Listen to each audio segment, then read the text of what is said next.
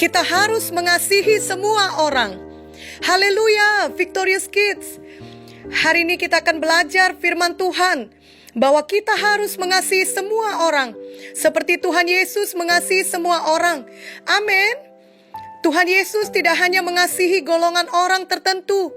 Misalnya, Tuhan Yesus hanya mengasihi orang sehat saja dan tidak mengasihi orang sakit. Atau Tuhan Yesus hanya mengasihi orang baik saja dan tidak mengasihi orang jahat atau berdosa. Tidaklah demikian. Tuhan Yesus mengasihi semua orang, apapun sukunya, apapun warna kulitnya, berapapun umurnya, berapapun hartanya, apapun pendidikannya.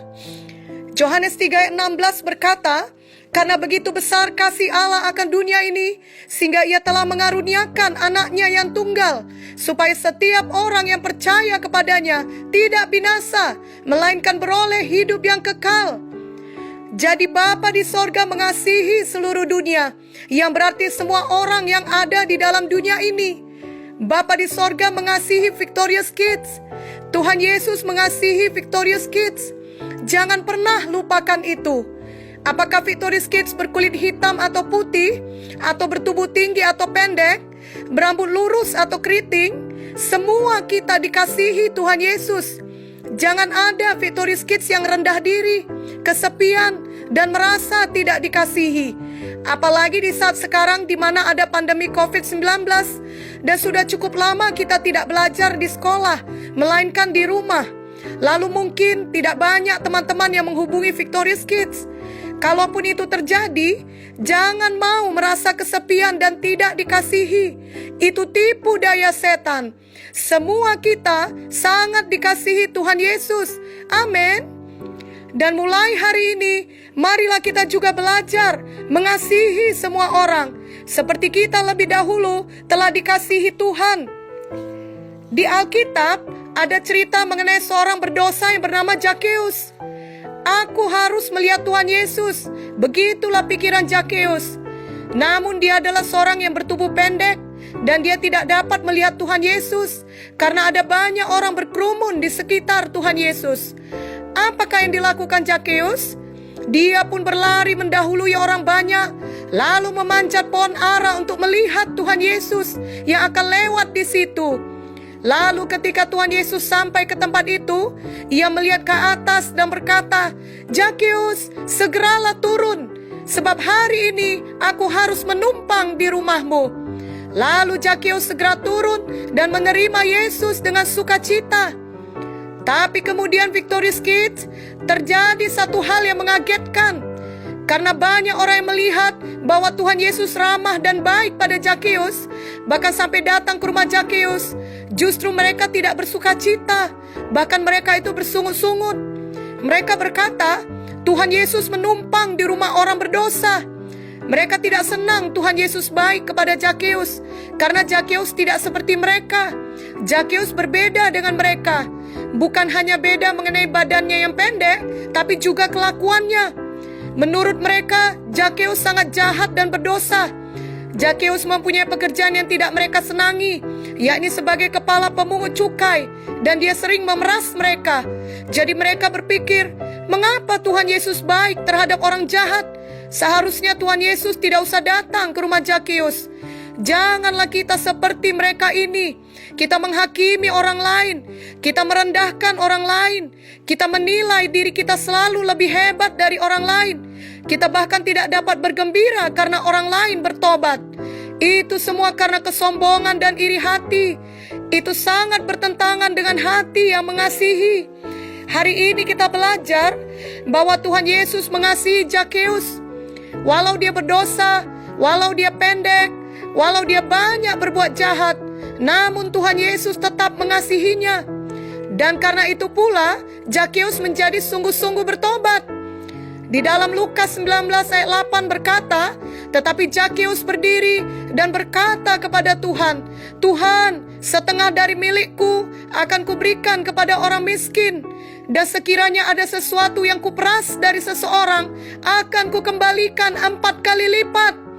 Kata Yesus kepadanya, "Hari ini telah terjadi keselamatan kepada rumah ini, karena orang ini pun anak Abraham. Sungguhlah kasih mengalahkan kejahatan. Roma 12 ayat 17 berkata, janganlah membalas kejahatan dengan kejahatan, lakukanlah apa yang baik bagi semua orang. Jadi hari ini, apakah Victorious Kids juga mengenal seseorang yang kelihatannya beda dengan kita?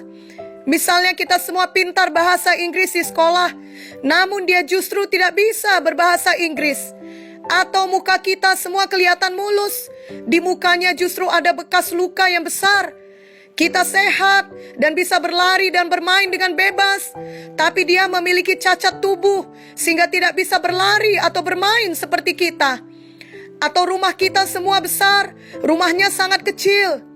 Kita memiliki 2 orang tua, dia hanya memiliki 1 orang tua. Kita semua tinggi, dia sendiri pendek. Kita semua putih, dia sendiri hitam. Dan banyak lagi contoh lainnya. Janganlah kemudian Victorious Kids menghindarinya karena dia berbeda. Janganlah mengucilkannya. Jangan pula mengejeknya, menggosipkannya, apalagi membulinya. Jangan merendahkan orang lain hanya karena ia berbeda dengan kita. Itu bukan mengasihi. Ingatlah teladan Tuhan Yesus. Dia mengasihi semua orang.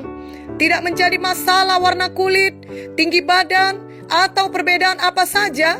Tuhan Yesus mengasihi semua orang. Apakah itu orang baik, atau orang berdosa, atau orang sehat, atau orang sakit. Tuhan Yesus mengasihi mereka semua. Tuhan Yesus melayani Zakheus yang adalah orang berdosa, dan juga Tuhan Yesus melayani Nikodemus yang adalah orang baik dan taat beribadah. Tuhan Yesus menyembuhkan banyak orang sakit, dan Tuhan Yesus juga melayani orang yang sehat. Semua murid-muridnya yang 12 orang adalah orang sehat. Tuhan Yesus membangkitkan orang mati, dan Tuhan Yesus juga memberi makan 5.000 orang. Segala jenis orang, segala jenis kebutuhan, semua dikasihi Tuhan Yesus dan ditolong Tuhan Yesus. Dan mereka semua dijamah oleh kasih-Nya dan diselamatkan oleh-Nya. Victorious Kids juga dapat belajar untuk mengasihi semua orang. Lalu biarlah orang itu dijamah Tuhan dan menerima keselamatan. Amin. Kalau dia misalnya nakal, bukan berarti Victorious Kids harus ikut nakal. Justru Victorious Kids menjadi teladan baginya saat berteman, sehingga dia dapat bertobat dari kenakalannya. Kalahkan kejahatan dengan kebaikan. Amin. Memang Victorious Kids harus menjaga pergaulan, sebab pergaulan yang buruk akan merusak kebiasaan yang baik.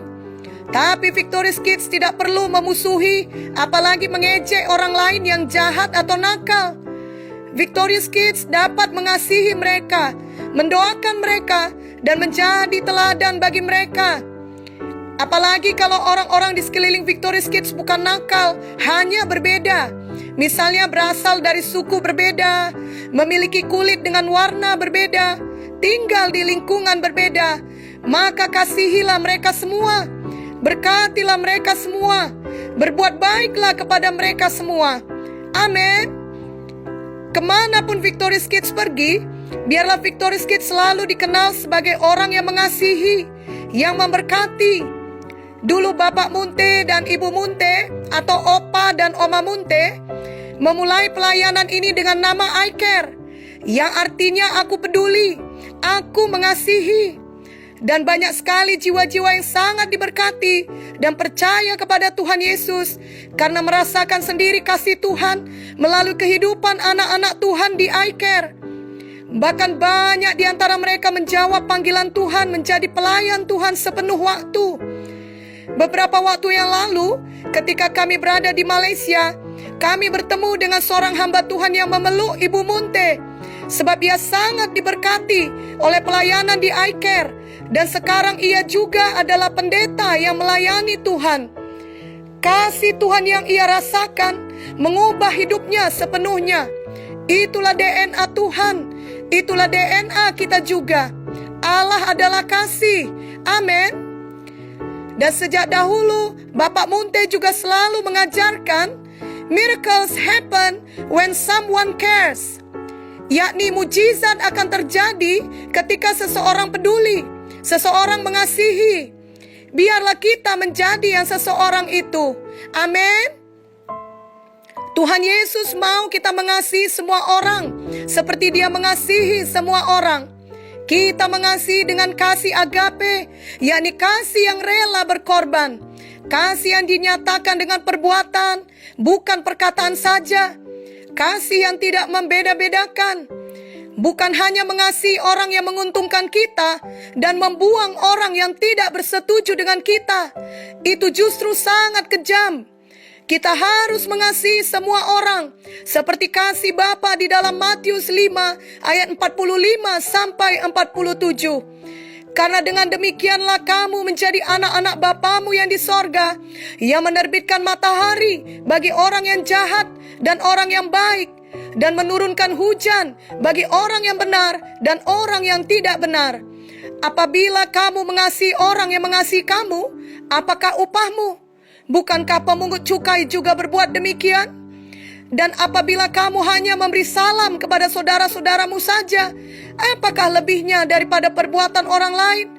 Bukankah orang yang tidak mengenal Allah pun berbuat demikian? Biarlah kita memiliki kasih Tuhan yang merindukan agar setiap jiwa dapat diselamatkan dan mendengarkan berita Injil. 2 Petrus 3 ayat 9b berkata, karena Ia menghendaki supaya jangan ada yang binasa, melainkan supaya semua orang berbalik dan bertobat. Mari kita praktekkan kasih ini. Mari kita nyatakan kasih Tuhan kepada orang lain lagi. Mari kita berbuat baik. Mari kita menjadi terang. Mari kita beritakan Injil kepada mereka. Amin. Namun sebelumnya Victorious Kids sendiri harus menerima kasih Tuhan kepada Victorious Kids.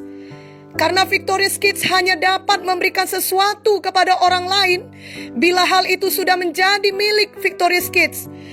Kalau Victorious Kids sendiri belum menerima kasih Tuhan, maka Victorious Kids tidak dapat memberikannya kepada orang lain. Itu sebabnya, mari terima kasih Tuhan dan ikutilah doa ini. Oh Tuhan Yesus, terima kasih karena Engkau sangat mengasihi saya. Engkau mati di kayu salib untuk menebus dosa saya. Saya terima kasih-Mu Tuhan. Saya terima keselamatan yang telah Kau sediakan untuk saya. Saya percaya kepadamu dengan segenap hati saya. Jadilah Tuhan Yesus juru selamat saya. Penuhilah hati saya dengan kasih-Mu. Saya juga mau mengasihi orang lain lagi. Saya mau belajar mengasihi semua orang dan berbuat baik kepada mereka. Di dalam nama Yesus, saya berdoa. Amin.